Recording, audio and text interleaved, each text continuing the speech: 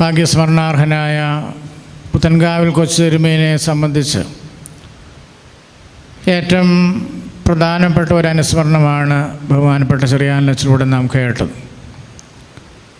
ആരംഭം മുതൽ അവസാനം വരെയുള്ള കാര്യങ്ങൾ വളരെ വിശദമായിട്ട് ഏവർക്കും മനസ്സിലാകത്തക്ക രീതിയിൽ അത് പറഞ്ഞു തന്ന ബഹുമാനപ്പെട്ട ചെറിയാനച്ചനോടുള്ള സന്തോഷം പ്രത്യേകമായിട്ട് അറിയിക്കട്ടെ.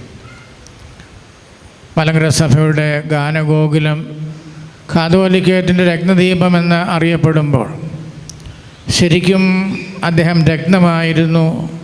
അതിനേക്കാൾ ഉപരി അദ്ദേഹം ദീപമായിരുന്നു. രത്നവും ദീപവും രണ്ടും പ്രധാനപ്പെട്ടതാണ്. രത്നത്തിൻ്റെ വില, മഹത്വം അത് എത്രയോ മടങ്ങ്, എത്രയോ ശ്രേഷ്ഠമാണ്. ആ രത്നത്തിലേക്ക് ആകർഷിക്കുവാൻ, അനേകരെ ആകർഷിച്ചു കൊണ്ടുവന്ന